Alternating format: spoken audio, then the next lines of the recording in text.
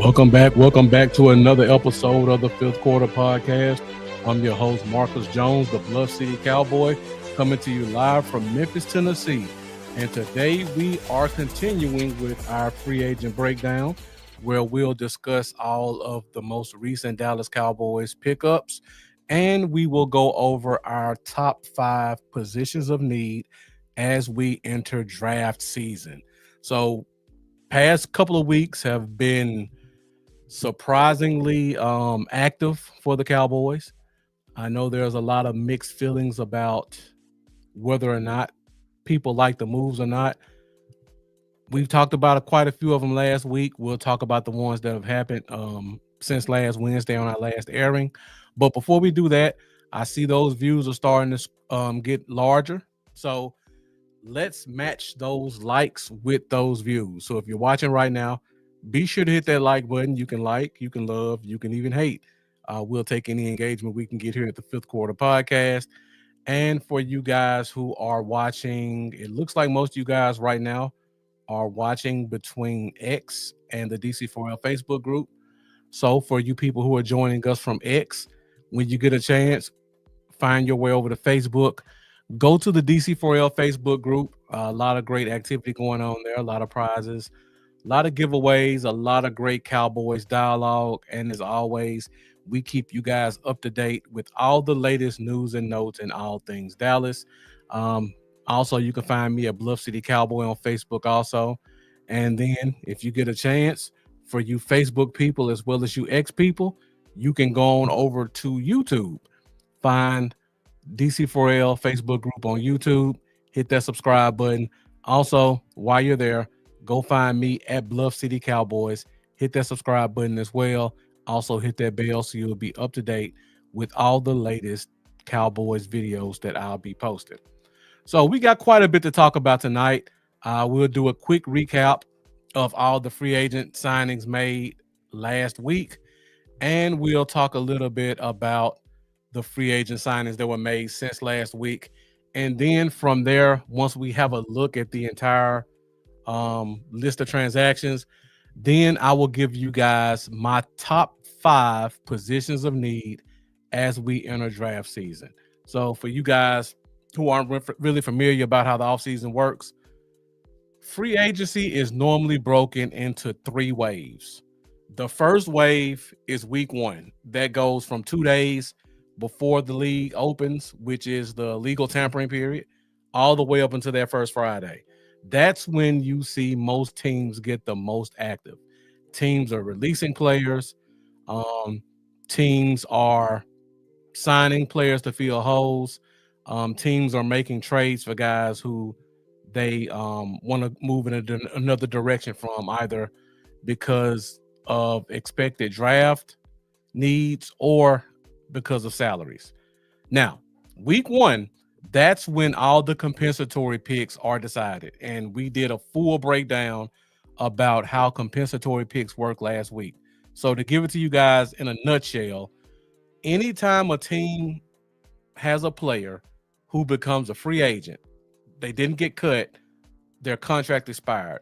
If someone else signs that player, there is a score put on the value of that player's contract. And based on that score, that team will receive a compensatory pick. And then the flip side of that is, if that team signs a player, that player's contract is given a score, and it can offset any compensatory picks that a team may earn. That's what the first week of free agency does. You get all the big boys out of the way, and then teams have a chance to look, and they say, okay, use the Eagles, for example. They lost Josh Sweat. They lost Mekhi Becton. They lost, who else did the Eagles lose? They lost their safety, and I believe they lost another position. But we'll just go with Sweat, Mekhi Becton, and their safety. From those 3 players, they probably got 2 4th-round picks. Well, I'll probably take that back. Milton Williams, that's the 4th one. Milton Williams, Josh Sweat, Mekhi Becton, Chauncey Gardner-Johnson. They lost 4 players to free agency. So they got 4 compensatory picks. They probably got a third round pick for Milton Williams. They probably got 2 fourths for Josh Sweat, Mekhi Becton. They probably got a seventh for Chauncey Gardner Johnson. So now, and I'm just using them for example because I know they got a lot of compensatory picks that are high. So now the Eagles have 4 compensatory picks. That's from the first wave of free agency. Now, thank you, Jeff. They traded Chauncey Gardner Johnson. So they did not get a compensatory pick for him. But they did get 3 for Sweat, Becton, and Milton Williams. So now the Eagles are looking at their compensatory picks. They have 3 picks, a third and 2 fourths. Now we go into the second wave of free agency. And during the second wave of free agency is usually when most teams are quiet, because if they sign someone during the second wave of free agency, they will possibly lose a compensatory pick that they got last week. So it's going to be really dry between now and the draft, because a team like the Eagles don't want to sign somebody off the street for league minimum and then lose the rights to a fourth round pick next year. So for a lot of you Cowboys fans who are kind of getting anxious thinking, why isn't Dallas signing this person or that person? To bring it in perspective with Dallas, we probably have a fourth round compensatory pick next year because of Marcus Lawrence. If the Cowboys sign a player with a contract more than $10 million between now and the draft, they'll lose that pick. So if you're Dallas and you have the chance to lose a fourth round pick, you're not going to sign a player until the compensatory pick open timeline is still there. So you're not going to see a lot of, if any, more signings from most teams until after the draft, when the compensatory picks are pretty much locked in and anybody you sign doesn't count. So right now, if you see somebody sign, it's going to be a team who has not lost a lot of players. Like, for example, the New England Patriots, the Chicago Bears, Washington Commanders, teams like that. They haven't lost any players. No players have been signed. So they don't have any compensatory picks anyway. So they're like, what are we waiting for? So just keep that in mind when you guys say, well, why haven't we signed Keenan Allen, or why haven't we signed Trayvon Diggs, or why haven't we signed this offensive lineman? Dallas is waiting to secure that fourth round compensatory pick for DeMarcus Lawrence, and they are not going to make another big signing until that pick is locked in. So I hope for you guys who are still kind of wondering why we're not making any moves, now you know why. All right, so I see the views are still going up. Thank you guys for watching. It looks like most of the views are split between X and Facebook. So thank you guys for joining us on both of those networks. Be sure to get in the comments, because this show is fueled by Cowboy Nation. So give us your questions, give us your comments. Let us know what you think about free agency so far. Let us know if there's a player you think we should go after, and I'll give you my thoughts on whether or not I think we will. Or just tell me who you are and where you're from. So I see right now we got my guy Jeffrey Dunnigan joining us, longtime follower. Jeff, thank you for joining as always. Definitely got some needs and holes to be filled. Definitely got quite a few of those. Once we talk about the top 5 positions of need, we'll go more into those holes that need to be filled, Jeff. So stick with us. We got Lee Harrison, who's become another regular. So Lee Harrison, thank you for joining us also. I always appreciate you tuning in. We got Stephen White joining us, another longtime follower. Thank you for joining us as well. Dan Castanuela, looks like a new name, so appreciate you joining. We got Baron Young joining us all the way from Duval. I'm assuming you mean Jacksonville, Duval County. If so, Cowboy fan and Jags country. Thank you for joining us. Ashley Rawlins Jacobs joining us from South Carolina. Always great to have a lady Cowboy fan joining us on the show. So thank you for tuning in. And we've got Leonard Murillo joining us as well. Thank you for joining us, Leonard. So I see we got a couple of questions also. Ray Dean, another longtime listener, thank you for joining. He says we should try to get Diggs. He available. Remember what I just said, Ray Dean. Compensatory picks. If Diggs wants more than $10 million, Dallas is not going to make a move until after the draft when they don't risk losing that fourth round compensatory pick. So a team like New England, for example, New England didn't lose anybody. I mean, who wants somebody from New England, to be quite frank? So they don't have any picks to lose. So they can bring in guys like Stephon Diggs, who he may get a little bit impatient trying to wait till after the draft. He may be afraid of, well, what if this team drafts a receiver and I'm screwed? So a guy like that, if a team like New England makes him an offer that he can't refuse, he may take it, even though that's not where he wants to go. So just pay close attention to that one. I mean, he's taking a visit right now. That doesn't necessarily mean he's going to sign there because, I mean, right now he's just sitting at home. What guy in the middle of March doesn't want a free trip? That's basically what he's doing right now, getting wined and dined and flown to New England on Robert Kraft's private jet. So you can't blame him. I'm sure he's on our short list of players that if he's available after the draft, we'll probably give him a call. But right now, he's just weighing his options. I wouldn't look too much into it. Michael Smith says, "Let's go Cowboys. Who we taking in the draft with the first pick?" Um, Me personally, I think if Ted McMillan's there, that's the pick, and we'll talk about that once I go to our top 5 positions of need. I think he's the best receiver in the draft. I think he feels a need. We need an X receiver. We don't have one. Most of the other guys who are in the draft who are high picks, they're more slot guys and Z guys. We already have that in Jalen Tolbert, to be quite frank, and he's a pretty good receiver. He's an ascending receiver. So if I think Tet's there, we'll probably take him. If Tet's not there, uh, I wouldn't be shocked to see a corner. We'll talk about that with top 5 picks of need. Um, I wouldn't be shocked to see a tackle if it's the first or second best tackle. Um, this draft is so weird because to me there's not a lot of blue chip players. I feel like once you go past the top 3 or 4, you're kind of reaching. So I wouldn't be shocked to see. I mean, any position is open. Honestly, it's all about who's the most talented and who feels a need. But I think Ted is the most talented and feels one of the biggest needs. And if he's there, we probably take him. All right. So we got Chris Smith joining us from Philadelphia, a Cowboys fan in Eagles country. My hat's off to you.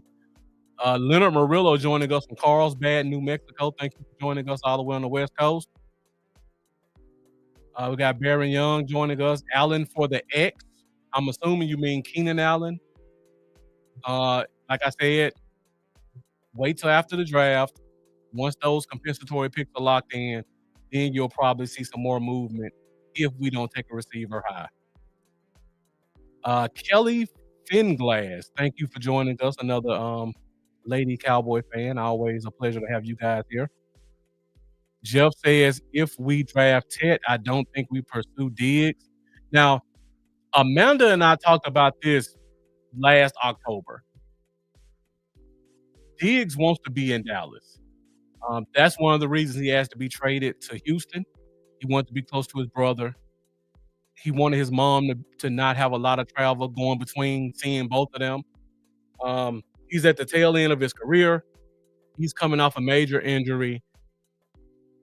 And I think him and his brother want to play together. And I think they both want to play together for their mom. So if he's still available after the draft, even if we draft Ted, I would not be surprised to see Stephon Diggs take a very team friendly deal to play 1 year in Dallas. And to be honest, he tore his ACL, I think, in October, November. There's no guarantee he'll be ready for the start of the season anyway. So it's not like he should command a lot of money. I think he's just gonna go to the best position for him and not necessarily go to the team that's paying the most. And just like Baron Young said, Ted can play a lot of positions, and getting digs, he would still come. I agree with you. You could put Ted in as a big slot. Ted is elusive enough to play the Z. Dig, or you could just put Diggs at the Z, CD Lamb at the slot, Ted at the X, and roll with that. Jalen Tolbert's your first guy off the bench. That's a great receiving core for this team. And then just throw Jonathan Mingo in there wherever you can fill him in at. Okay, guys. So I see the Esther Jones. Thank you for joining us. Also, appreciate you tuning in. I see we had quite an explosion of comments right there. So thank you guys for that. Once again, all you other people are watching, feel free to get in the comments. We're at 16 minutes right now. We try to get out of here in an hour. I don't like to do a lot of talking. I don't like to hold you guys for a long time. I definitely appreciate you guys taking the time to join us here at the Fifth Quarter Podcast. So I want to make sure that I make the best use of your time as possible. Jeff talking about Dante Thornton, the big receiver from Tennessee, another guy who's very high on this list, my list as well. I think he'll be a fifth, sixth round guy. So I definitely don't think if they draft him that he'll be someone that will prevent Stephon Diggs from signing here.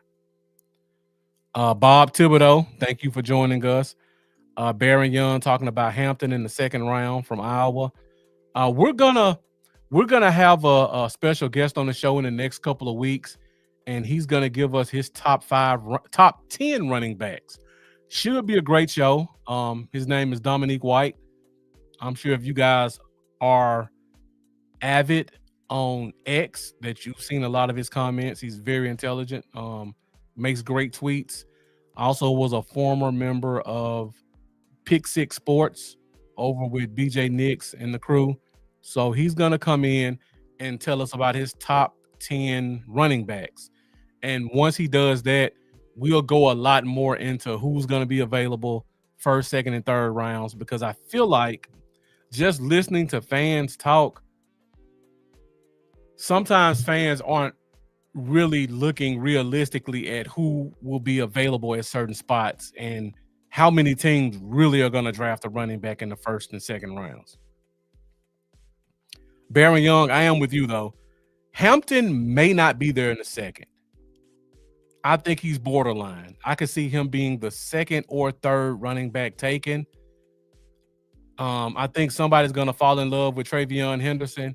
He may be the second one taken because of the Jahmyr Gibbs comparisons. So if Hampton is the third running back taken, I think he might be there for us in the second. If not, there are a bunch of other great running backs that'll be available in the second round.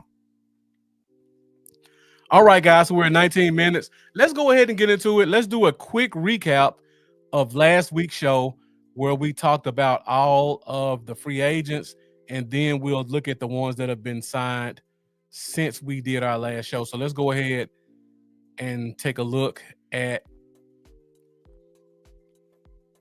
some of the free agents from last week. So first off, we'll start off with the external signings. So in terms of free agents, we signed the starting left guard from Miami, Robert Jones.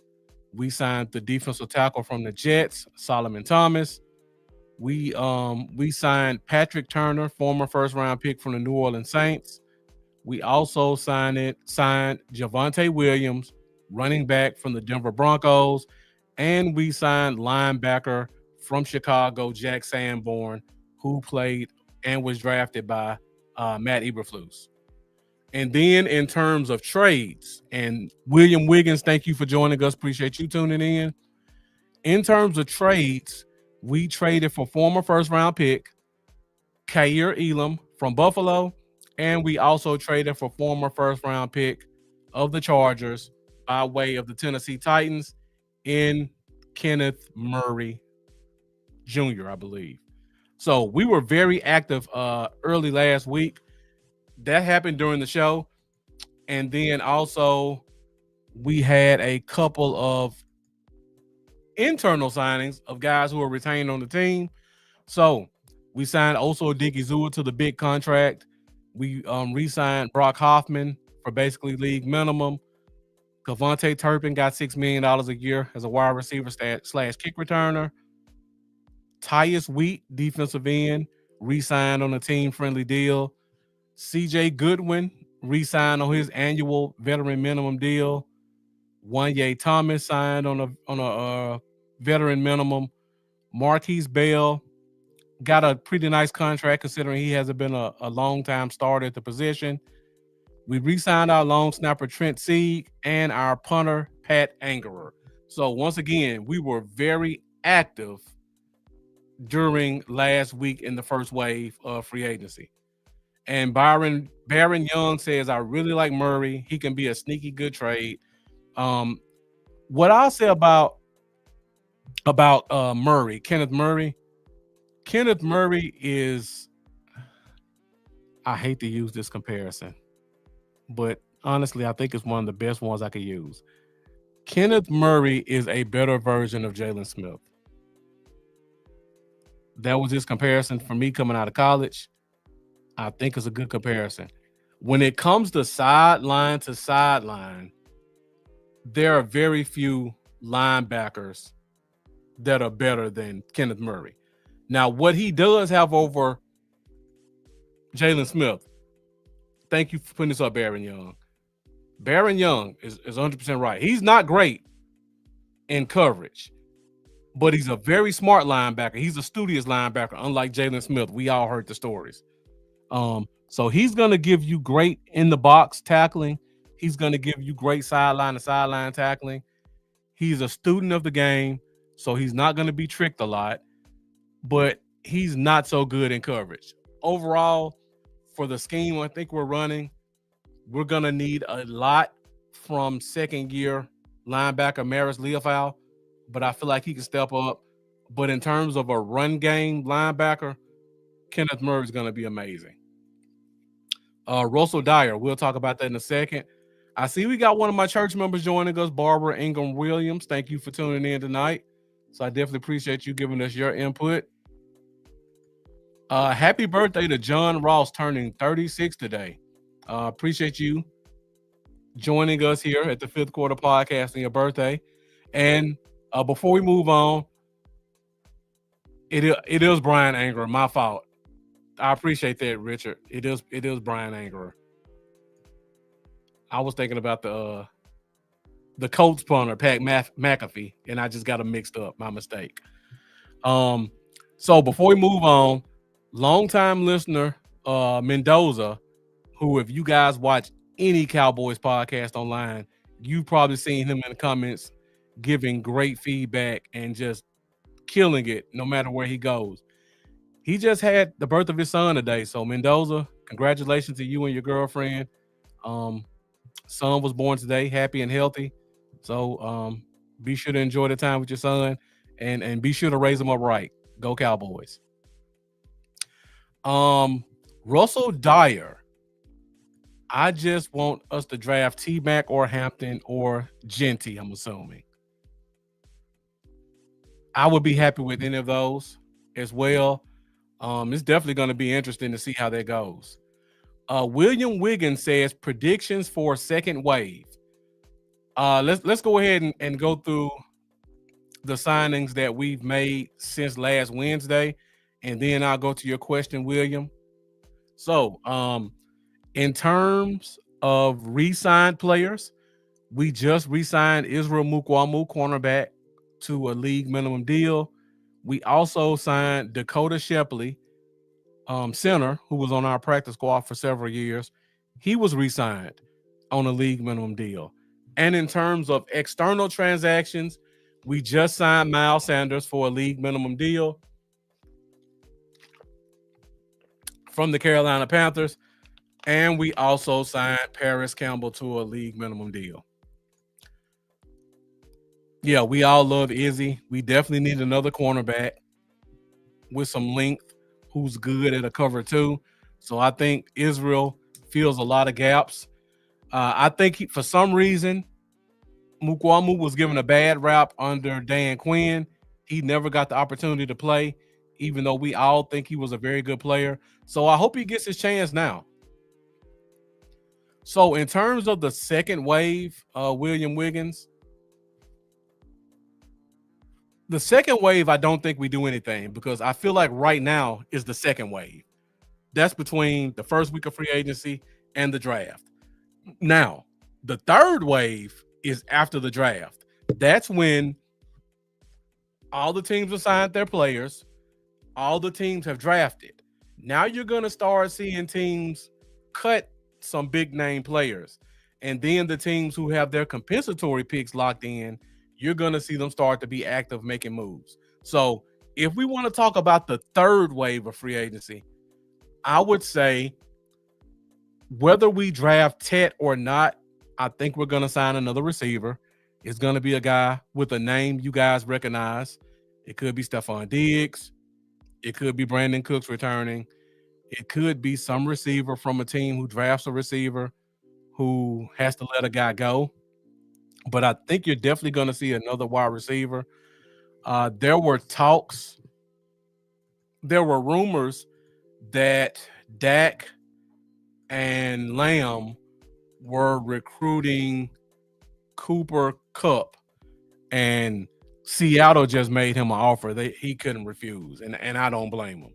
So the fact that those guys are recruiting wide receivers makes me think that, for one, kudos to Brian Schottenheimer, because we're seeing, in my opinion, we're seeing things we haven't seen before from Dallas.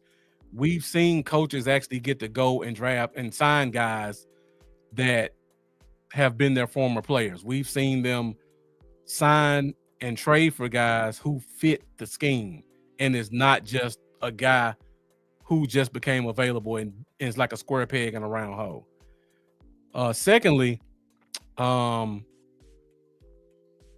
Dak and Lamb got their contracts last year. I feel like now we may get an opportunity to see those guys take more of a leadership role in the development of the offense.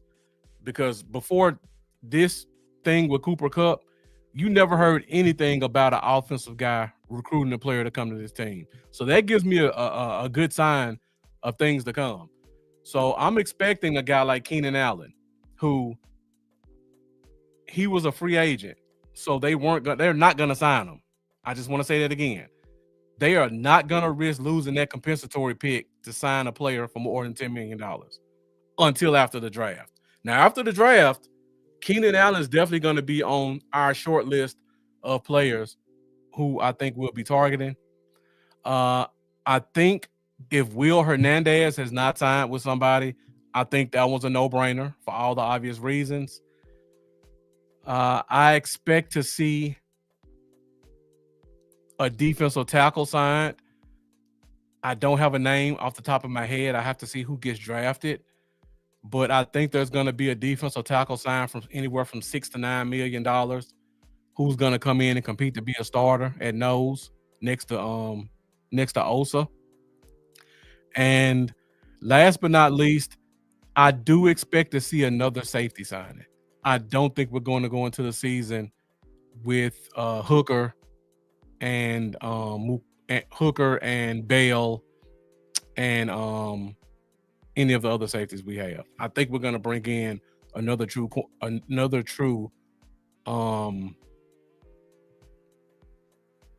cover two free safety or strong safety. Let's see. An X for second wave. I agree. We're going to draft. I think we're going to sign a receiver, whether we take Tet or not. If we don't get Tet, I think we're going to sign a guy who's more of an X. If we do get Tet, I expect to see we sign somebody that's more of a Z. So I think on the high end, think Keenan Allen. On the low end, Brandon Cooks comes back. Stephon Diggs is closer to the low end to me, but anywhere in between there's going to be a couple of guys available. Russell Dyer saying Kaiir Elam's going to be good. I actually agree with you. I think he's going to be pretty good in this system. Jeff says one good thing about these signings is the fact they don't really have too much guaranteed money. Smart signings and can be cut without penalty. 100% agree, Jeff. If you look at Miles Sanders' contract, it's a league minimum contract with incentives that can take it up to $3 million. If by chance the team drafts Genty and it looks like Genty's going to be the guy, they can cut Miles Sanders and they'll only be out of $1 million or less in cap hits. I think Javonte Williams might be a little bit more difficult, but it's still manageable if you decide to let him go. Jason Layton says, what about a younger De'Ami Brown? So a team that I would be watching next week up until the draft are the Green Bay Packers. Green Bay has a ton of young wide receivers. I believe they just signed another wide receiver.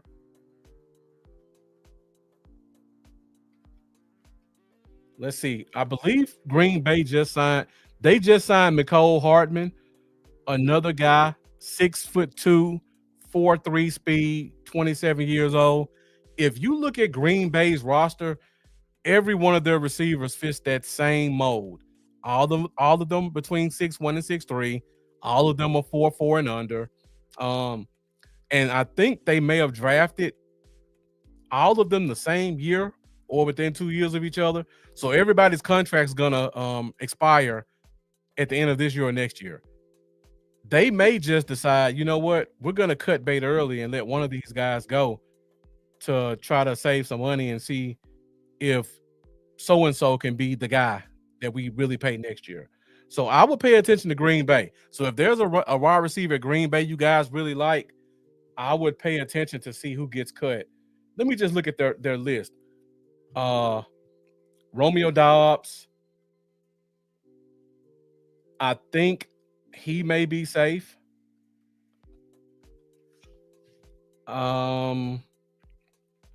Really quick, let's see.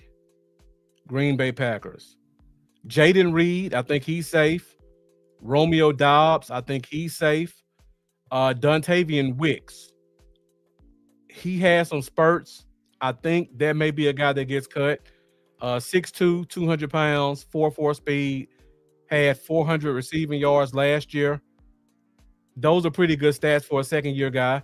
And then you got Christian Watson, who 6'4", 210, 4.3 speed. If you look at the measurables, you get excited. But then if you look at the stats, I don't think he's had more than 600 yards his entire career, and he's always injured. So for me, if I'm looking at a receiver that the Packers may come off of, it would be Christian Watson. So don't be surprised if you see Dallas throw a 5th round pick at them for Watson, or Watson just gets cut outright and Dallas is on the short list to pick him up. Russell Dyer says Wilson may get cut. Russell Dyer, what do you think they plan to play Elam in the slot or side or outside corner? I really got to see Dyer. I think he's going to be more of a boundary corner. They slide Bland back inside.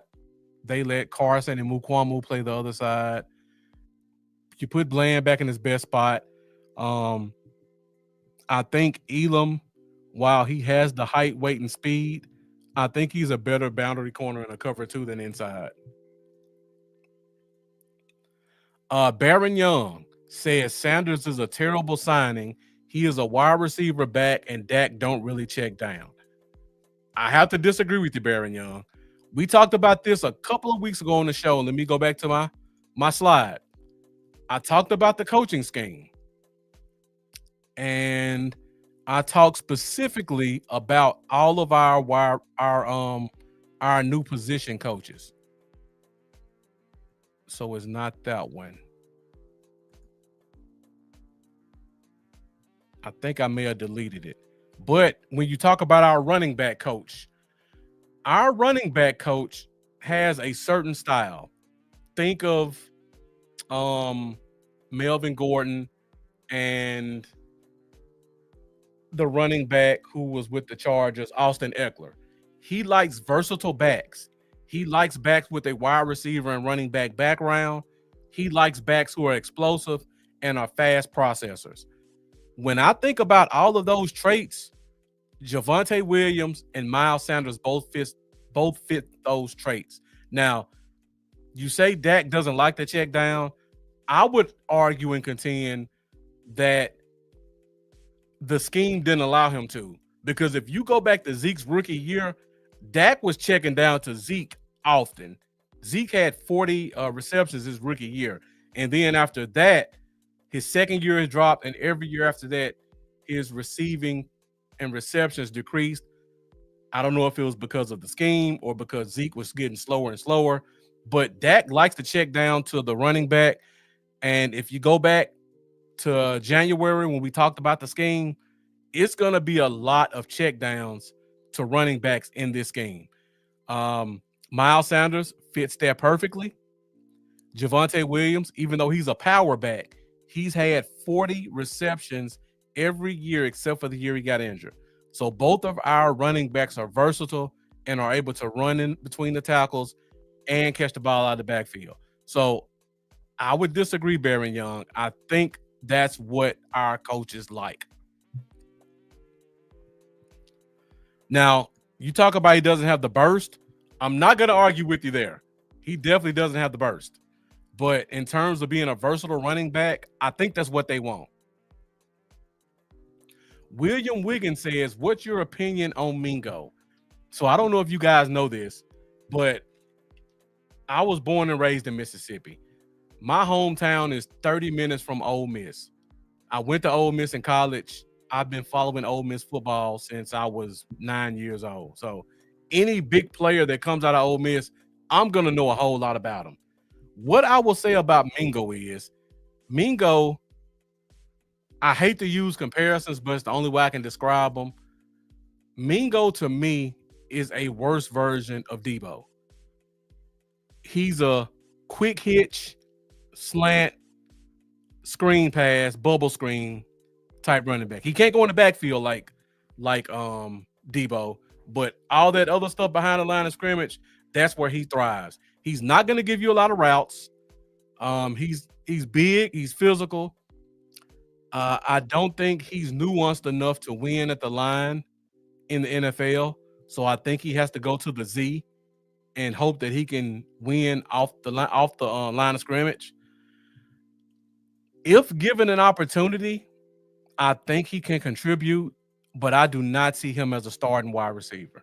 If he's your Noah Brown, come in, block, make a couple of splash plays, I think that's about all you can ask for from him.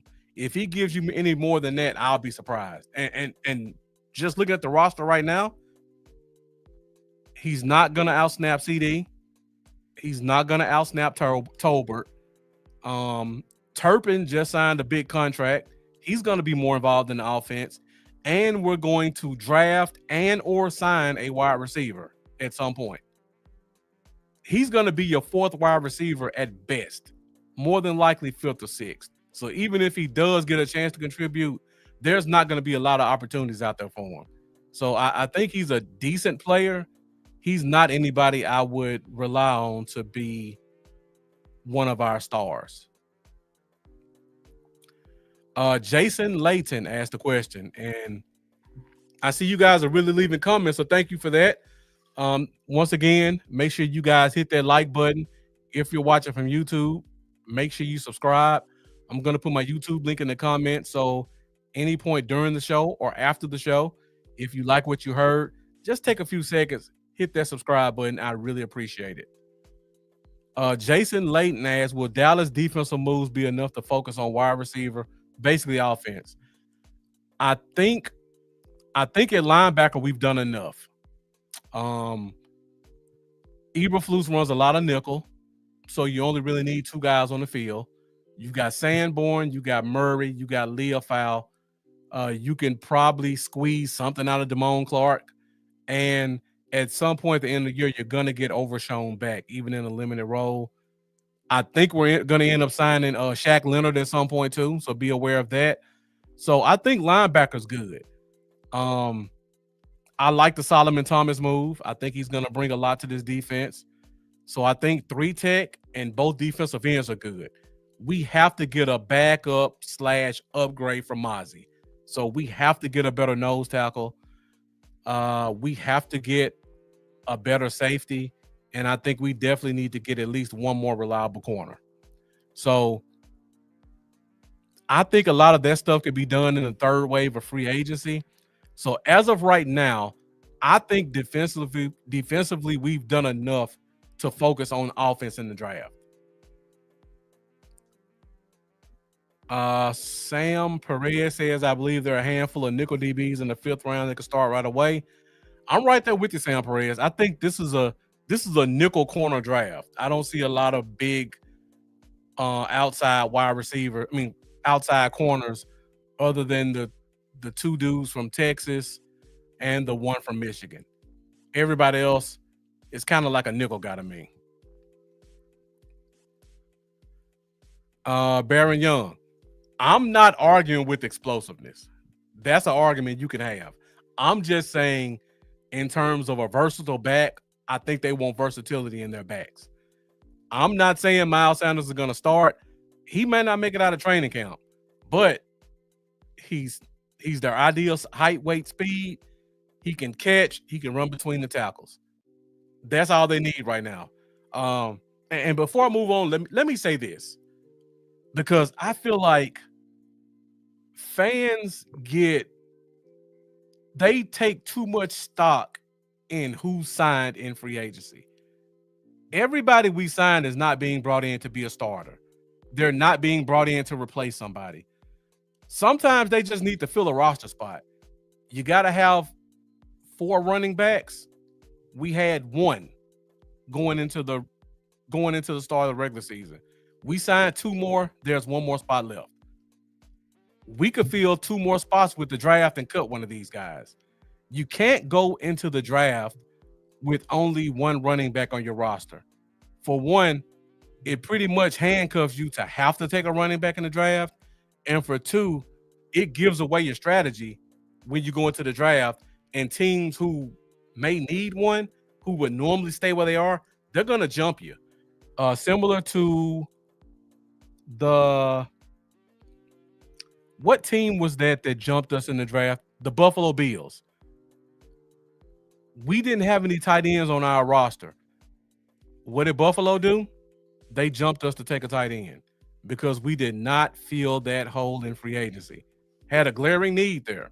Didn't even look at it. So you have to at least fill your roster with capable players at the position so you don't get handcuffed into have to take a running back in the 1st round or the 2nd round or both rounds. So I'm not looking for anything from Miles Sanders. I'm not going to argue that he's going to be the Zeke replacement. Personally, I don't think he'll be here in July. But if he does fit the needs of what the coaching staff likes. Just like Jason Layton said, they both have hands. They play well into check down. They're solid backs. I think whoever we draft is going to be the day 1 starter. No question. If he's not ready, Javonte Williams and Miles Sanders are good enough to give you 600 to 900 yards rushing. And Baron Young, you say a few years ago, we know running backs age like milk. Let me make this comment, because I've seen this discussion about why did we let Rico go? Javonte and Miles Sanders are washed. I don't know if fans realize this, but Rico's older than Miles Sanders by a couple of months, and he's 3 years older than Javonte Williams.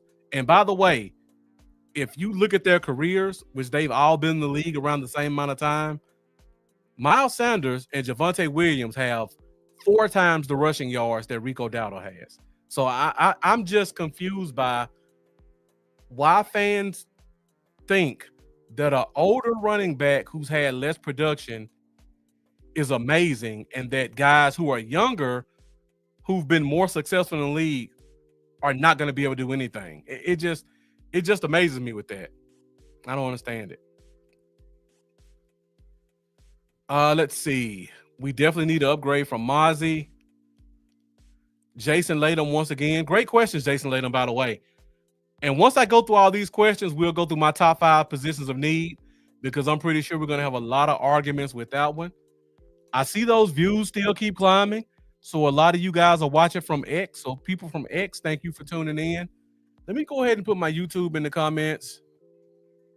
So if you guys get a chance during the show or after the show, please click this link, hit that subscribe button. I greatly appreciate it.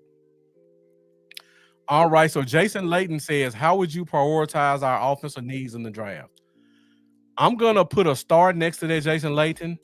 When we do my top 5 positions of need, I think that'll pretty much open up what I think our 5 positions are.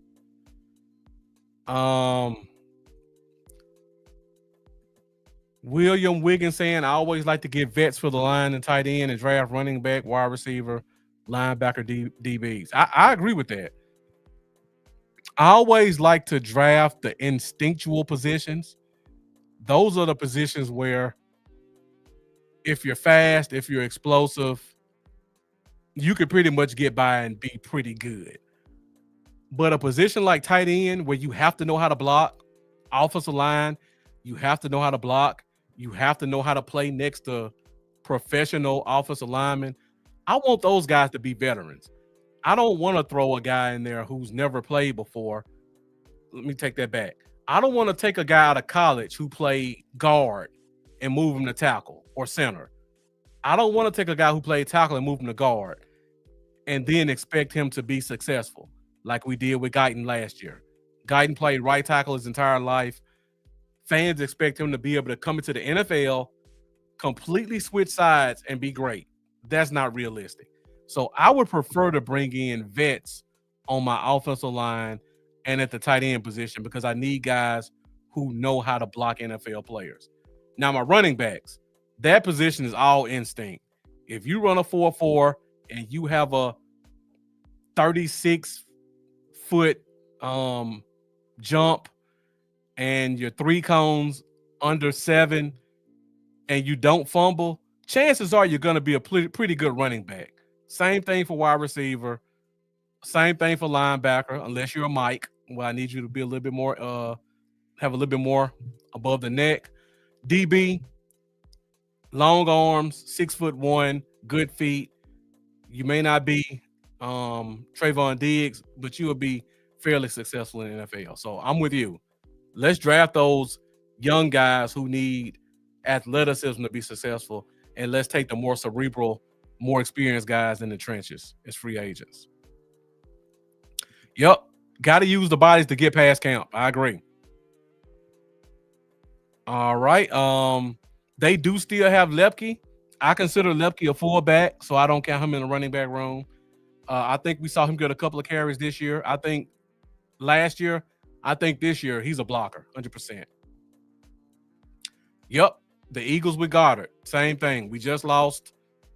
I think we just lost Blake Jarwin at that point in time. Nobody knew who Dalton Schultz was or what he would become the next year. The Eagles jump us to draft a tight end because we didn't have one. Okay. Sam Perez, I would like us to drop back in the first to try to get another 3rd or 4th.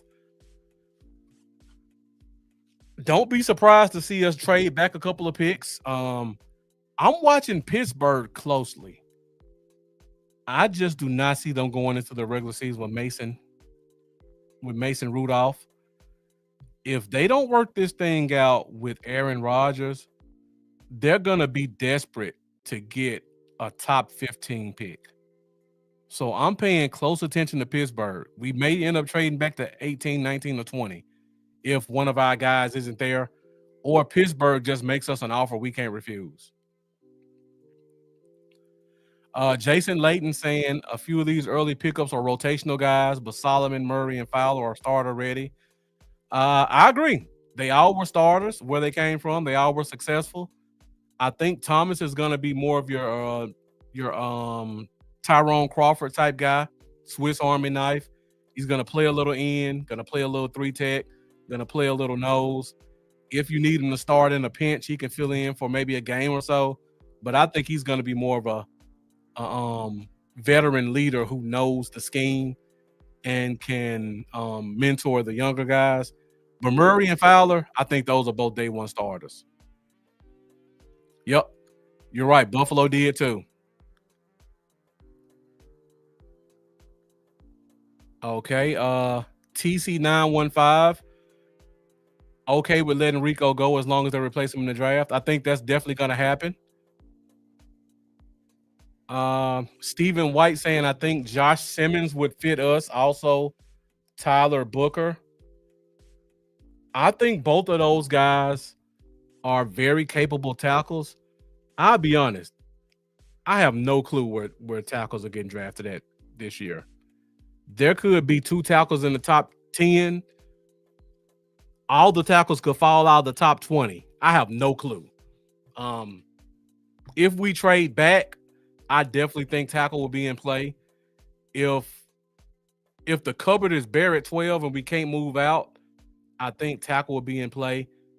I have a strong feeling we're going to draft offense in the first round. I don't know what position, but I would if I had to guess, I would go wide receiver, running back, tackle in that order. William Wiggins saying Trey Lance to Pittsburgh. He actually does fit that scheme. I mean, they did have the quarterback who just signed with the Jets last year, former Chicago Bear. Him and Trey Lance are very comparable to each other. Russell Dyer saying Kenneth Grant or Mason Graham. Which one do I want? You know, that's a good question. Some concerning things I heard about Mason. Of course, these are both the defensive tackles from Michigan. There were reports that Mason played at 320 and he came to the combine at 305. I don't think I want to sign, as much as I love Mason, I don't think I want to sign up. Let me check the combine stats just to make sure. I don't want to speak out of turn because he may have came in heavier. Okay. There were reports that Mason Graham played at Michigan at 320. At the combine, he came in at 296. So he lost 24 pounds from the season to the combine. A Michigan defensive tackle who lost a bunch of weight. No, thank you. I'll take Kenneth Graham in the second. I think they're both great if you look at the tape, but for him to go from 320 to 296 and he's supposed to be a nose tackle, something about that just doesn't smell right to me. And I hate to be one of those fans. I'm just tainted by Mozzie Smith. That just makes me think Mozzie Smith too much. Jason Layton saying, what about the 3 different play calls over 3 years? What do you see our offensive scheme this year? Jason Layton, if you get a chance, I did a great show in January where I talked about what I think the scheme will be under our coaching staff. If you get a chance, go back and find that show. One show talked about the offense, one show talked about the defense. Just to give you a summary in terms of offense, I know our scheme is going to be run heavy. Now, when I say run heavy, I don't mean we're going to run it a lot, but I think we're going to be more intentional in our running. So it's going to be a lot of inside zone in between the guards. It's going to be a lot of play action, and we're going to use the look of the run to set up our passing game. If we have a chance at the end of the show, if there's some time left, I'll pull up my little chart and I'll just run through a couple of plays just to give you some ideas of what I'm expecting. Baron Young saying we can't draft DTs. Please leave it alone. I definitely want a Michigan DT for sure.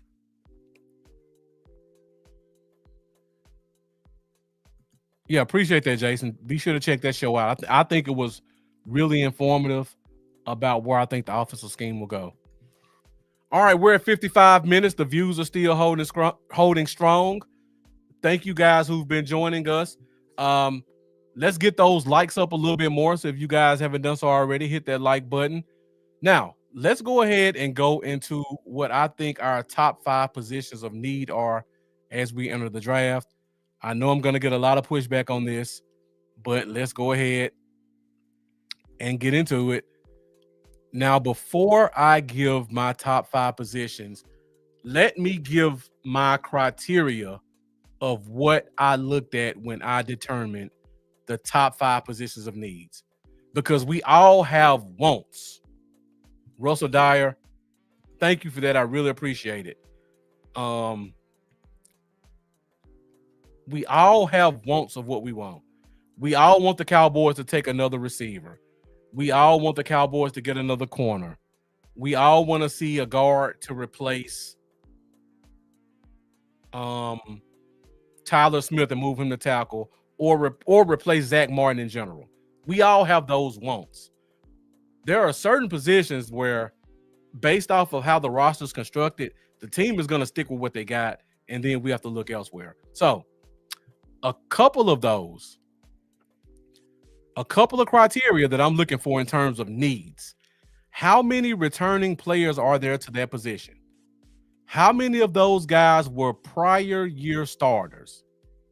Of the guys returning, how many total players do we have or do we normally carry at that position? I also look at what the experience / talent level is of the players who are there. And then I also look at the injury concerns of the guys who are returning. So that's the criteria I use to determine the 5 positions of need. And I see Marvel and Group saying, "What up, Bluff? Thank you for joining us. Appreciate you tuning in. You came in right on time to talk about 5 positions of need." Jason Layton, you've really been bringing it with the questions tonight, so I really appreciate that. You say, do you see us utilizing Dak's mobility, or do you feel like his past injuries and age will keep him in the pocket? I think his legs are still weapons. So what I'll say is, the good thing about this game, there's going to be some bootleg. There's going to be some sprinkled in there. But I think the way we run this scheme, we necessarily aren't going to have to use Dak's mobility.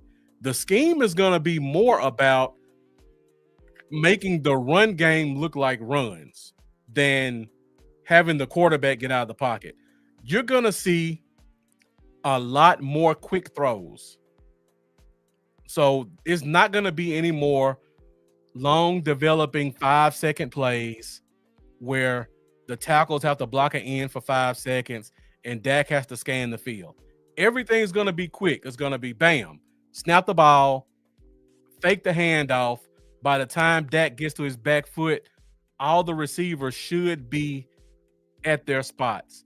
And Dak's just going to read the linebackers and the safeties. Pulling the guards, pulling the tackles, a lot of movement, explosive running backs. You know what? Let me just go ahead and do it really quick. I didn't plan on doing it, but let me just show an example of what I think this scheme is going to look like. All right, I don't know if you guys can see this or not.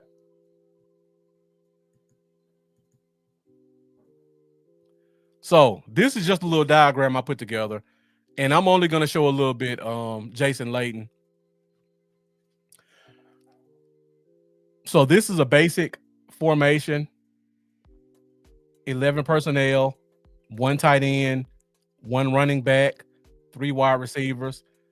This is your X receiver because he's on the line of scrimmage. This is your slot. This is your Z. This is what I expect to see in this game. So you're going to see a lot of pulling, like Sam Perez says. So you're going to see a lot of this.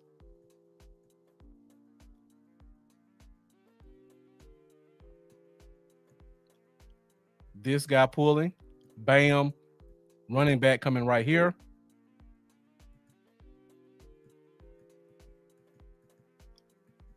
You're also going to see a lot of this. Trap, a lot of trap runs. So this guy blocked down, this guy pulling, trapping, this guy also pulling. And he's going to take out this linebacker. And this tight end come here. Now, when you see this, now this running back has options.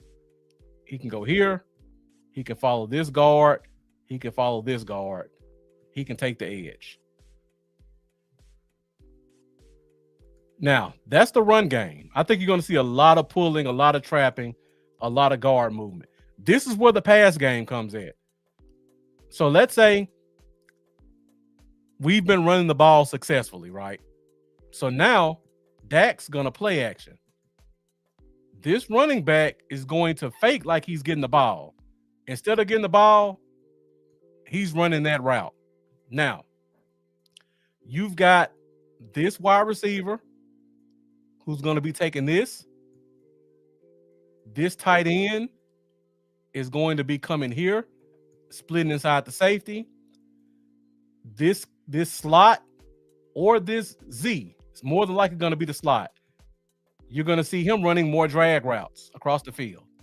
And then you're going to see this guy either running post routes or comebacks or even in routes. So what this does is when the quarterback fakes it to the running back, that's going to automatically pull this linebacker down. So now by the time this quarterback gets here, he's got 3 reads.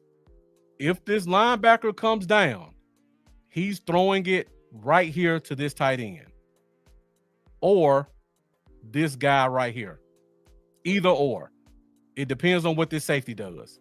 If this safety comes down to help, now you've got this route one-on-one. So you got to get an X that can win one-on-one. This route over here, it's going to push this corner. It's also going to make this safety make a decision. Is this safety going to help deep? Or is this safety going to stay at home on this tight end? And then last but not least, what does this linebacker do? When this running back comes out of the backfield, do these linebackers go here? Or do they stay in a zone? I know it's a lot of drawings on the board, but this is the scheme. So by the time the quarterback steps right here, he's got 3 reads. These are his basic 3 reads right here. Whatever these 3 guys do are going to dictate where the ball goes every time. If these guys all take the cheese right here, you've got this guy and you've got this guy. If they stay in zone, you've got the running back, you've got this guy, or you got this guy. If they're playing man-to-man, now you're watching the safeties and see if you got a hot read. That's going to be the basic concepts. But it's all going to be dictated off of running the ball and getting those linebackers moving towards the line of scrimmage. So the whole point of what I think the new scheme is going to be, the new scheme is going to be here, here, and here.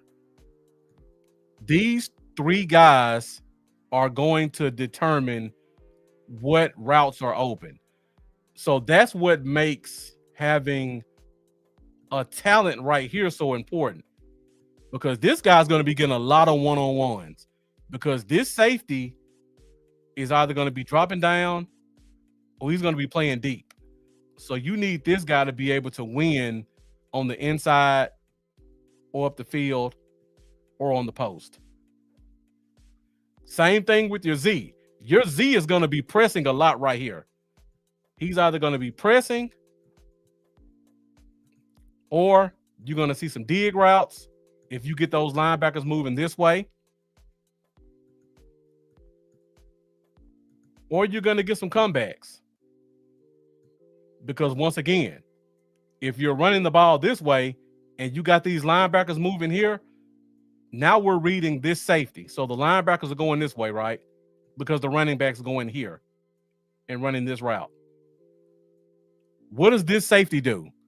Is this safety playing deep in zone? Is this safety playing man-to-man against this tight end? He's doing one or the other. And based off what he does, this Z receiver is going to have a lot of space right here to do whatever he wants. That could be Tet. That could be Keenan Allen. That could even be a healthy Stephon Diggs. But that's what the scheme's going to look like. And by the time Dak does the play action right here, the decision gets made. It's not going to be 5 seconds scanning. This is the old routes right here. Everybody running comebacks. And now Dak has to read the tight end. If the tight end's covered, now who won on their comeback route? That's the old scheme. That's not going to be the scheme anymore. We're going to be using guys with a lot of movement. And we're going to use the running game to help set up the pass. So I know I gave you guys a lot right there, but in my opinion, that's kind of what we're going to see from this new scheme. So quick throws. Do you see Turpin being used? This is going to be Turpin, the Z receiver. Bam. That's Turpin. Is this safety going to play this tight end? Is he going to play deep over top? Is he playing deep middle? This is going to be a read every time for Dak. What does this safety do? If this safety is nowhere over here, now Turpin gets to use his speed and quickness against a cornerback one-on-one. This is how I see Turpin being used. I don't see him in the slot like Beasley. I see him right here at that Z spot. You can even use him at the X a little bit right here because you're going to be pressing with this with the post. You can press with the comeback. You can run the deep end routes. One more thing. In this new scheme, you're going to see more compressed splits. So if this is the out of bounds marker, in the old scheme, and this is the last thing and I'm going to move on. In the old scheme, your X receiver would be all the way out here, almost on the island by himself. So now you got the out of bounds marker right here. So this corner in the old scheme can use the out of bound marker as his help. Because now if he goes here, this corner, all he has to do is just ride him and don't let him get inside. That's the old scheme. The new scheme, we're going to see this Z X receiver, instead of being out here, he's going to be right here. So now he has a lot more space to work with at the line of scrimmage. So now, if he goes here, you don't have the boundary to help you.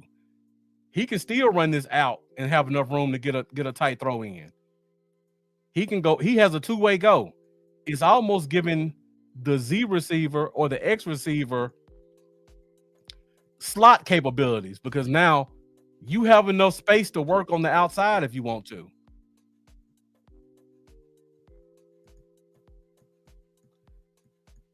So I think because this scheme, I don't even know what that means, Jeff. I don't know what I said to say a pause moment.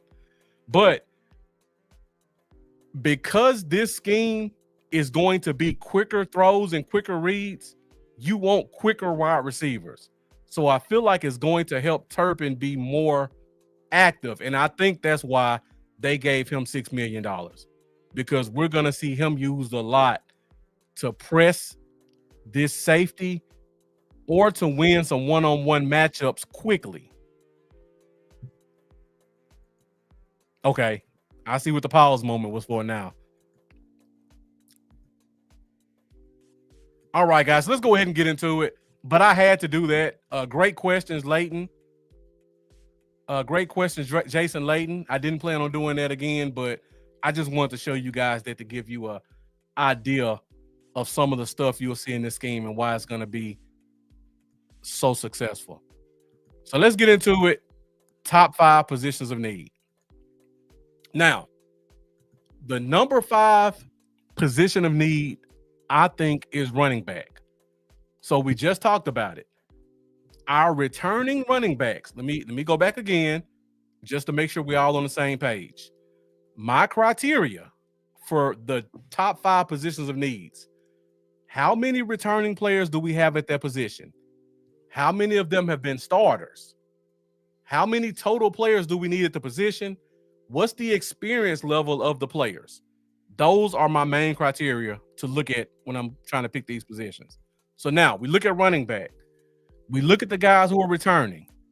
Neither one of these guys have starting experience. Deuce probably has 10 carries to his name. Hunter Lepke has a little bit more, but Hunter Lepke's a fullback. So we don't have a lot of experience in terms of returning players. You look at the free agent signings. While both of them are very talented running backs, they both come with injury concerns. Javonte Williams had 2 big injuries that, in my opinion, cost him a year and a half of his career. I'm hoping he comes back 100% healthy after kind of being on the back burner last year, but you never know. Miles Sanders last year was in and out of the roster, and eventually I think they shut him down. So you've got 2 running backs coming in with injury concerns. You have 2 returning running backs, one with little to no experience. The other one, in my opinion, is a fullback. That makes this one of our top 5 positions of need. Okay, so let's go to position number 4. And for this one, I had to go quarterback. I didn't want to take it higher because I could have taken it higher, but you only need 2 quarterbacks on your roster.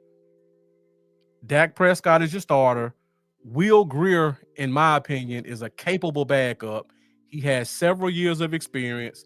He's very familiar with Brian Schottenheimer.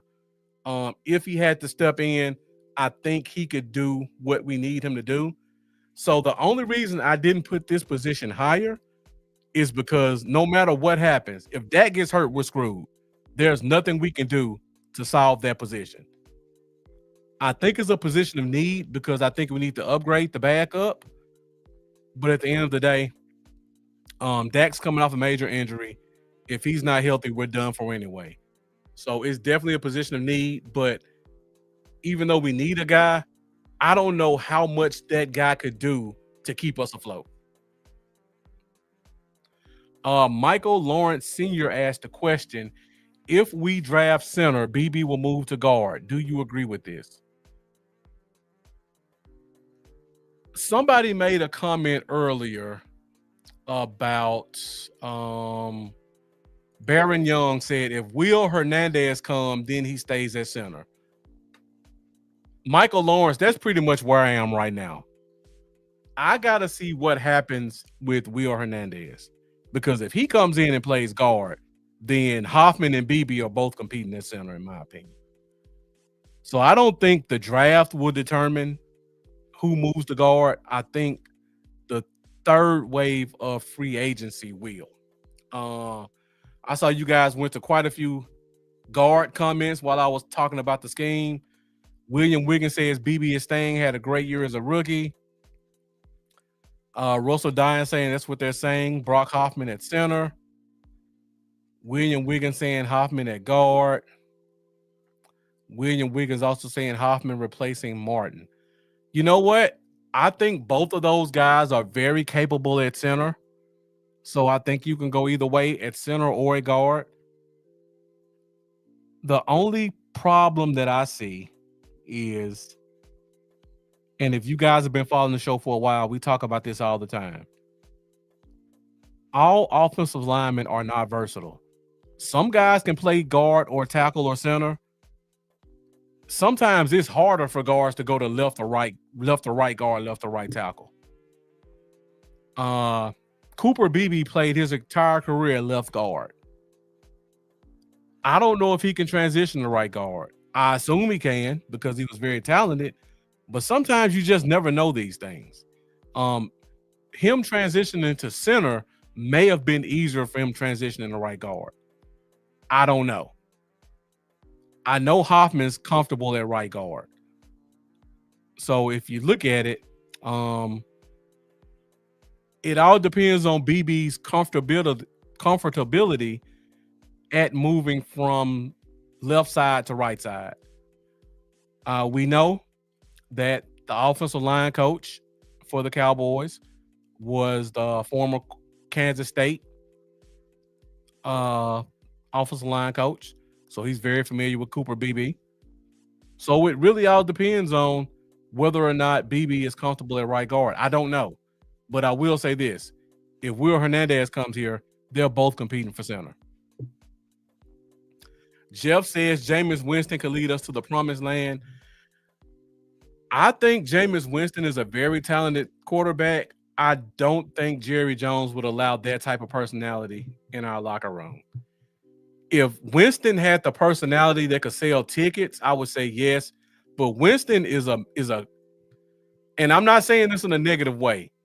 He's a media clown. The media loves him because he's going to give you sound bites and he's going to say ridiculous things. That doesn't necessarily sell tickets. It gives the media something to write about. So for that reason, I don't think Winston would be a guy that would be signed here because he's going to take microphone time from Jerry Jones. Sam Perez says quarterback in the 6th round. I really like the quarterback from Syracuse, Kyle McCord. The Notre Dame quarterback I think is good, but I think he may be a little too stiff. So I would Riley Leonard. I think he could be decent, but I like Kyle McCord more, personally.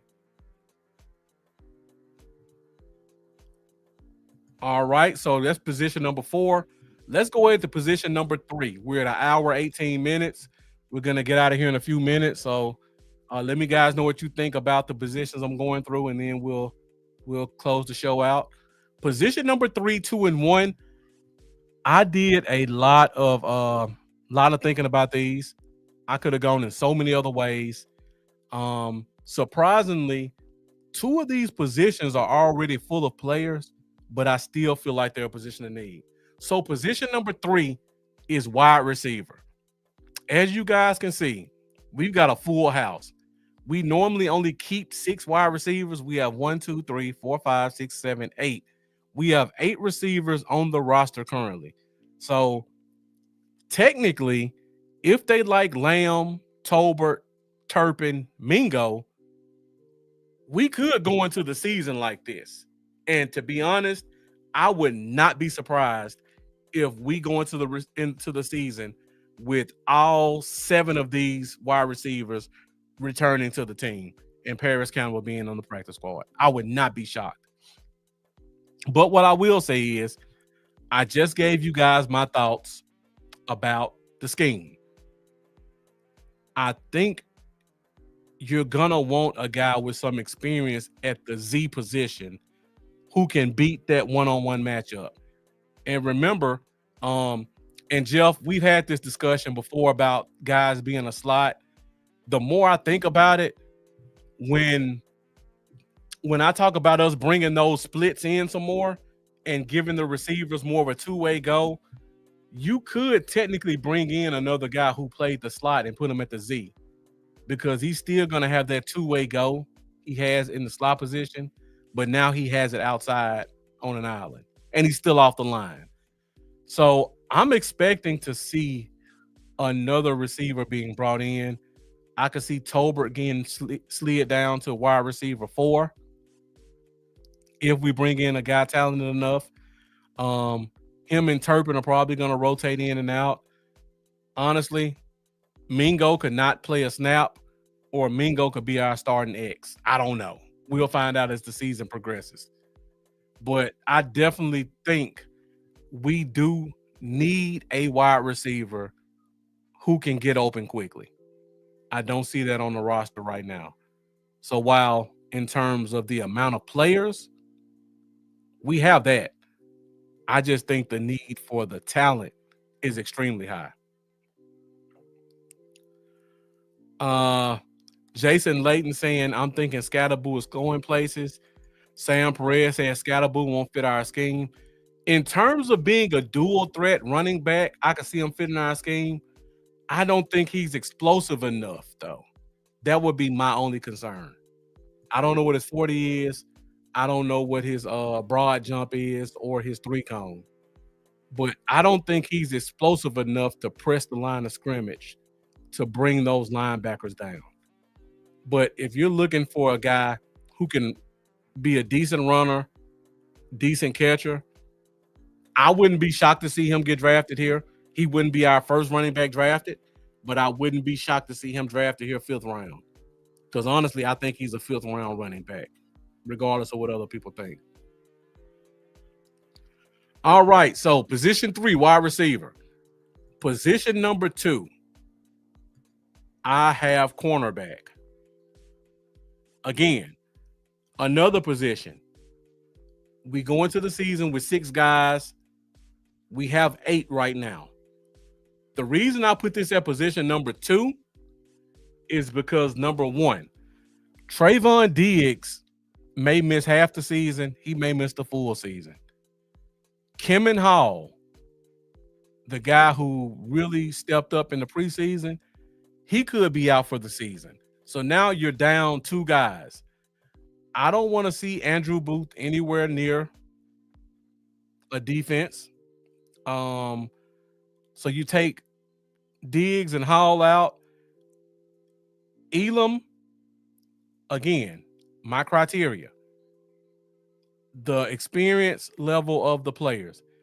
Elam's been in the league for 3 years. He hasn't played a lot. He's coming to a new scheme, completely new scheme. Kalen Carson didn't play a lot last year. When he did, it wasn't great. Deron Bland, injury concerns. Not really concerned about how he plays. Pretty much everybody on the left side, returning players, everybody except Diggs and Bland hasn't played a lot. And a lot of these guys have injury concerns. And I'm not sure what the talent level is. Booth shouldn't be in the league after last year. I agree. Wouldn't be shocked to see him being cut at all. But I think you got to have at least 9 corners on your roster to get through training camp. So he's gonna at least make it to training camp. So position number 2, even though it's full, we've got 1 starter with serious injury concerns. We have another one with injury concerns. Kalen Carson is the only one outside of Diggs and Bland who's had some extended starting experience, which is surprising considering Mukwamu's been here 4 years. Carson's probably started more than Mukwamu, and Carson left a lot to be desired. As much as we love Mukwamu, we don't know what he is, so we can't really rely on him. Josh Butler, Andrew Booth, they could both be on a practice squad. You never know. So we still need to get at least 1 more talented, experienced corner. I would ideally want a corner who's played for Chicago or Indianapolis, who understands what Coach Eberflus is looking for. So if I can get a corner, I don't have a name off the top of my head. I want a corner from Indy, Chicago, or Seattle, because our defensive backs coach came from Seattle.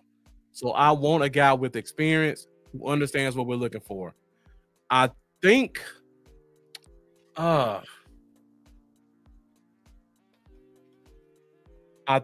of Seattle's corners is still a free agent. I can't think of his name. It's the one who had the twin brother with 1 hand. And I'm sure somebody's going to come in the comments and let me know what his name is.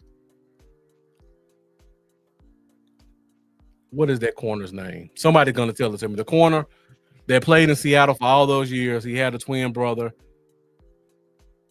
who was born with one hand. What's his name? Um, Griffin. Thank you. Is it ja- Jakeem Griffin? Shaquille Griffin. Yeah. So I think Shaquille Griffin is still available. If I'm looking for a corner, he would probably. Yep, he's still a free agent. If I'm looking for a corner, he would probably be on my short list of corners that I'm looking to sign because he's 28 years old, so he's still relatively young, still has some experience, knows our DB coach, and he can come in and he can contribute immediately without um, having a lot of experience with the team. So Shaquille Griffin would be at the top of my list, and then from there, let's look at who's a free agent from Indy or Chicago, and we can roll from there. Okay. Jason Layton saying Stephon Gilmore, majority of his career was in Indy. I don't think he was in Indy with Eberflus though. I'm not sure. Let me check real quick. Let's check his career.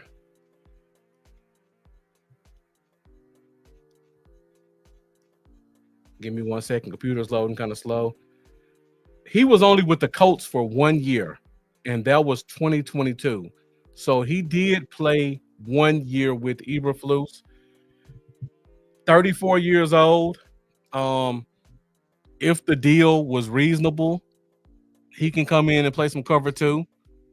I wouldn't be upset with that. I would rather have Griffin because I feel like with the injury concerns of Diggs and Bland, you're gonna need a corner who can start 5 or 6 games. I don't know if Gilmore can be a 6 or 7 game starter and give you good quality snaps. Personal opinion. All right. So the last position of need is nose tackle. We need at least 3 nose tackles. The current nose tackles on the roster are Mozzie Smith, who we could spend an hour show talking about our problems with Mozzie, and Justin Rogers, who was a rookie last year. We don't have any real talent at nose tackle. We got to bring in a guy who can start, in my opinion. I like Mozzie. I hope he can turn it around, but I do not want to go into the season relying on that. If Mozzie goes down or Mozzie plays like crap, we have nothing at nose tackle. Solomon Thomas weighs 290. We do not want him to play extended snaps at nose tackle. We don't have another defensive tackle on the team that weighs over 300 pounds. Justin Rogers, while he does fit the weight requirement, he has no experience. He was on our team during training camp. He was uninspiring to say the least, and he spent most of the season on somebody's practice squad. So we have to get a nose tackle. In my opinion, when you look at a Matt Eberflus defensive scheme, the strength of the scheme is the middle of the field. Your defensive tackle, your middle linebacker, your free safety. We have some decent middle linebackers. I'm up in the air on our free safeties, but he was drafted by Eberflus. He played under Eberflus for 4 years. I'm going to hope that experience can make up for the lack of not talent, athleticism maybe, but we have nothing in nose tackle.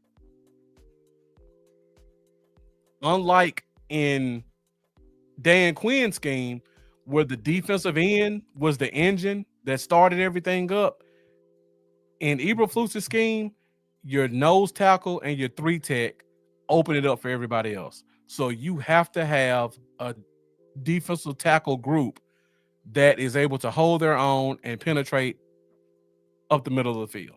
And I don't think we have that. So we have to get a nose tackle. There were some other positions I considered here.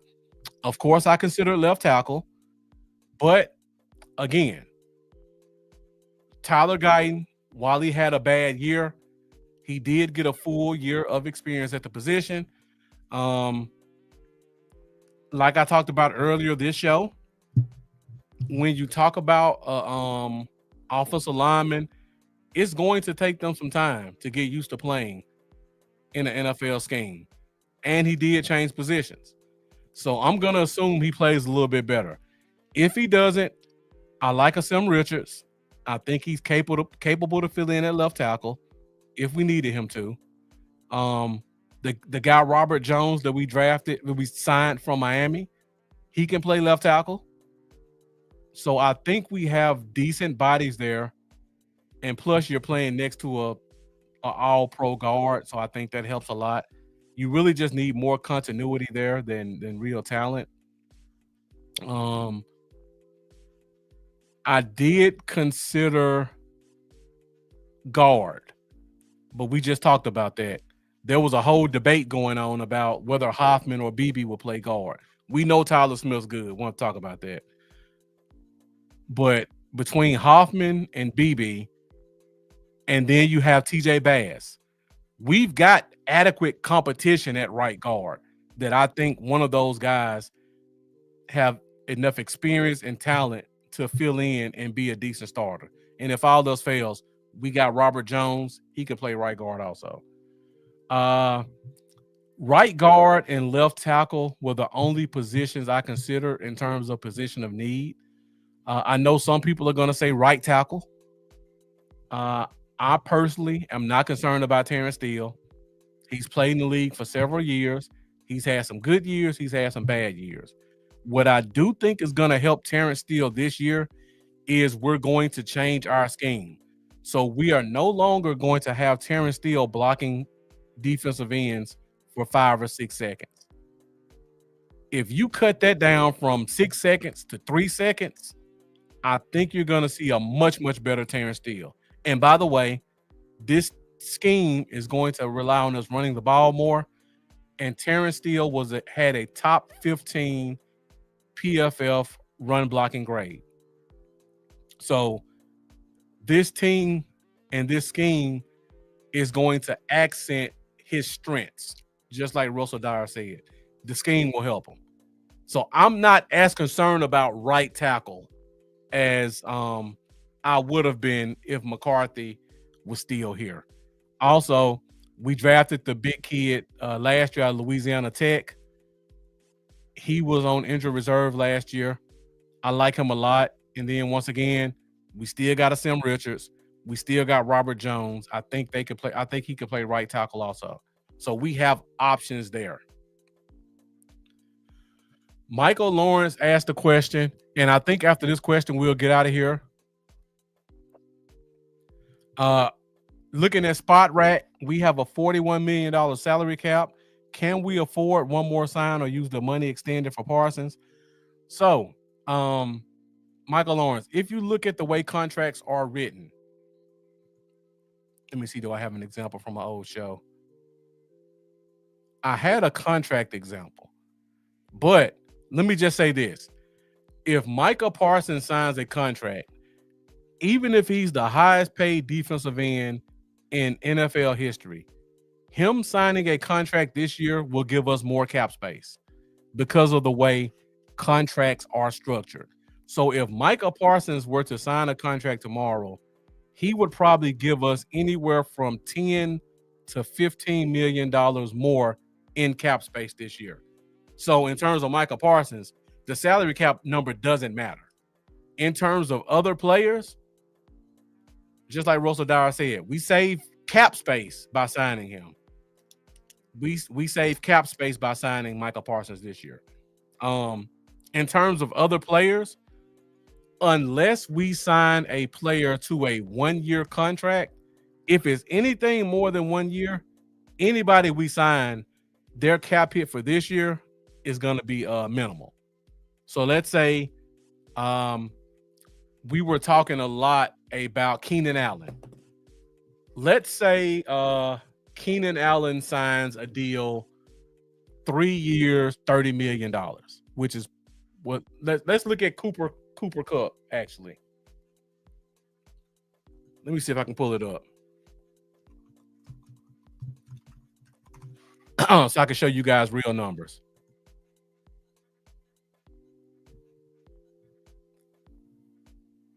Okay, it's not showing me his contract. Let's see contract details.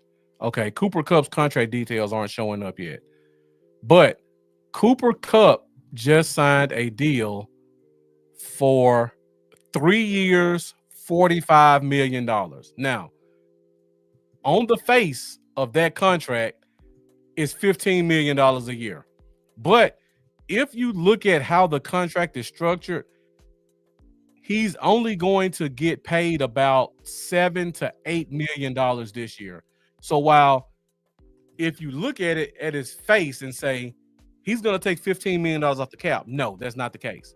The way contracts are structured, players are normally only going to take about a third to a half of what the annual contract shows for year one, and sometimes year two. So if you wanted to sign Keenan Allen, you wanted to sign Shaq Griffin, you wanted to sign whatever free safety is available out there, you could sign all those guys and you probably still wouldn't top $15 million in cap space. And then when you look at the draft only takes up about $10 million. So that takes you down to about 30. You still have about $18 to $20 million in cap space after your draft and after signing 2 or 3 relatively high priced free agents this year. So the cap space should not be a problem whatsoever. And I personally think Micah's gonna sign a contract, which will then add anywhere from 12 to 15 more dollars to the cap.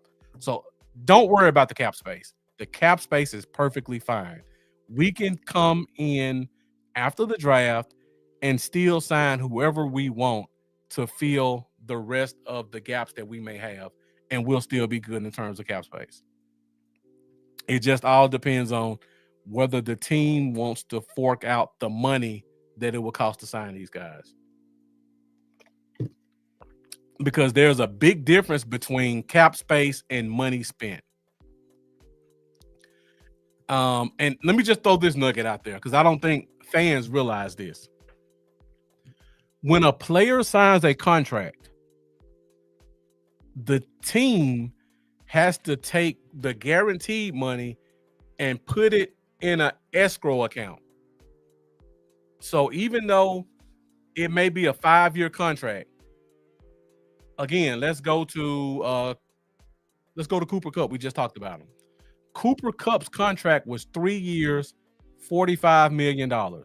He got a $20 million signing bonus, and I think $25 million of the deal was guaranteed. Now, again, at the face of the contract, it looks like $15 million a year.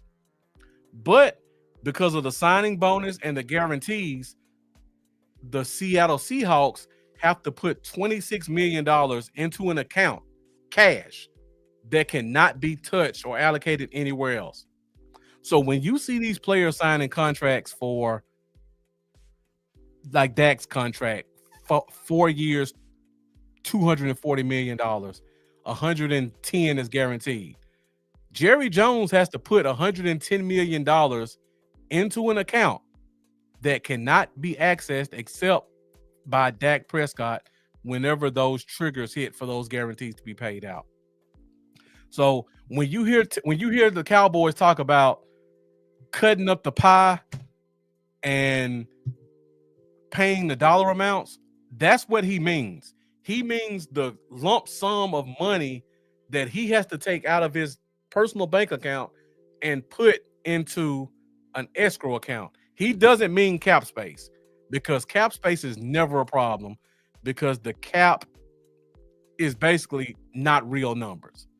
It's all about billionaire owners taking millions out of their bank accounts and putting it to the side until they get their check at the end of the year from the NFL.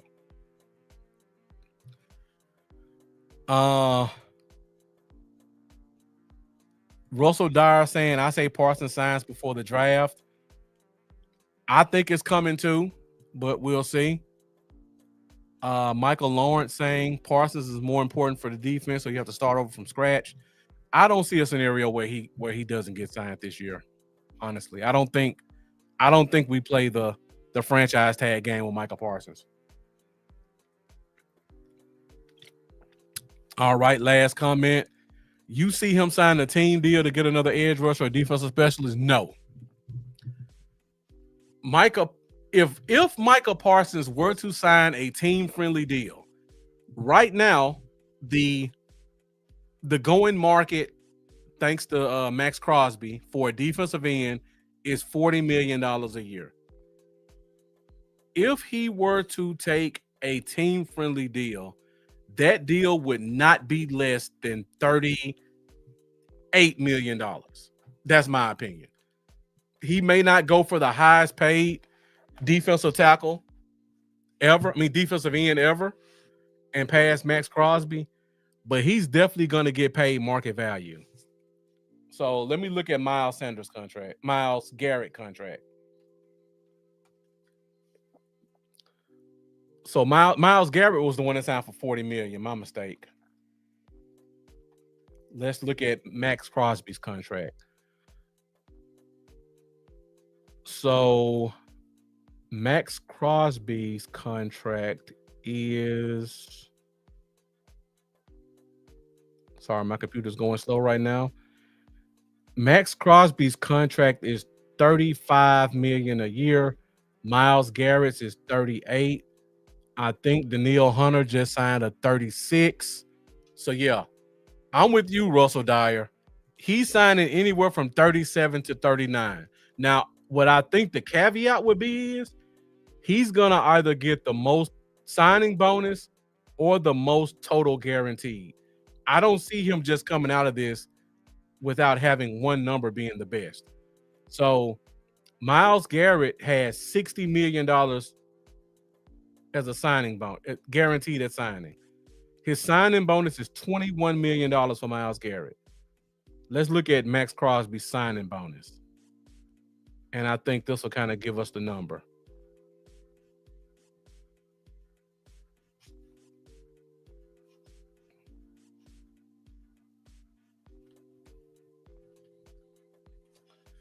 All right, so let me look at Max Crosby's signing bonus. His signing bonus was... He didn't have a signing bonus. Okay, so they didn't give Max Crosby a signing bonus. They gave him a roster bonus and then treated it like a signing bonus. So I would probably say Micah's going to come in somewhere $37 to $39 million a year. He's not signing 6 years, Jason Latham. There's absolutely no way. There's no way any player would sign a 6-year deal right now because the money's coming in too fast and the salary cap is going up too quick. They're going to want that second bite. I'm guessing $38 million a year, 4 years. Signing bonus probably $25 million. Guaranteed money probably $61, just to make the highest guaranteed ever. That would be my guess. I don't see any top players signing 5-year contracts anymore. They got the Chiefs got lucky with Patrick Mahomes, and I think that's only because he understands the value of playing under Andy Reid. So yeah, he's not signing a 5-year. He may sign a 5-year deal. I doubt it. I think every deal you see going forward is going to be 4 years. Yeah, he's not signing for $34 million either. There's no way he's going below $35 million. I think it's 37. 37 is the floor. 37 is absolutely the floor. I don't think he's doing 40. I think he may give them a little bit of a team-friendly deal because he's making a lot of money from his podcast. he's making a lot of money off the field from being a Cowboy that we don't even see. So I think because of that, um, he may give them a little bit of a discount. He's one of the few players, in my opinion, who takes advantage of being a Cowboy and the celebrity it brings and also appreciates it. All right, we're at an hour 45 minutes. That's pretty much all I have. So I think free agency is pretty much over until the draft. So now we're going to kind of kick it up and go more into draft talk since free agency is over. So over the next month, I have a couple of guests that are going to be joining us to talk the draft. We've got Dominique White from Pick Six Sports who will be joining us at one point. He'll be talking running backs and defensive tackles. We just talked about defensive tackles, the number one need. So we're definitely going to do a lot of talk with him about that. If you guys follow Twitter and social media in general, you know there's a large variance in, we all know Genty's the number one running back, but 2 through 10, everybody has a different list. So he's going to give us his top 10 running backs. I've seen the list already. I'm going to trust his judgment, but you guys are going to be shocked by some of the running backs he has in his top 10. There are at least 3 running backs that the mainstream media and just Cowboys fans in general are not talking about. And he has 3 of them in his top 10. So we're going to talk about those players. We're going to talk about some of the guys he doesn't have in his top 10 and why and where he will rank them. For you Scatterboo fans, Scatterboo's not even on his sheet. I'm just putting that one out there early. So he's going to give us a lot of talk. Extremely knowledgeable guy. You guys are going to find out when he joins us on the show. We got another great knowledgeable draft guy and Professor O, Matt Owen. He's going to be joining us at some point during the draft season, before the draft. He's going to be talking probably wide receivers and cornerbacks. I'm going to try to make sure that everybody I have is a guy who's going to discuss the top 5 positions of need. I'm working on a third guest. I don't want to say the name, but another very knowledgeable guy, has a lot of connections in Cowboy circles, so he's going to be giving us his thoughts, hopefully. Then we'll close out pre-draft talk. We'll do a couple of mock drafts here, and then we'll also go through top 10, top 30 players. So we'll talk about first and second round guys who will be available. So we got a lot of draft talk coming up. If you guys haven't done so already, be sure to hit that like button, hit that subscribe button, and join us every Wednesday night at 8:30 Central Standard Time for the Fifth Quarter Podcast on Facebook, YouTube, and X. Thank you guys for joining tonight. You guys really brought it in the comments as always. I really appreciate all your support. Thank you guys for taking an hour and 45 minutes to talk Dallas Cowboys free agency with me. Hope you guys enjoy the rest of your week. And as always, let's go Cowboys. I'll see you guys next Wednesday.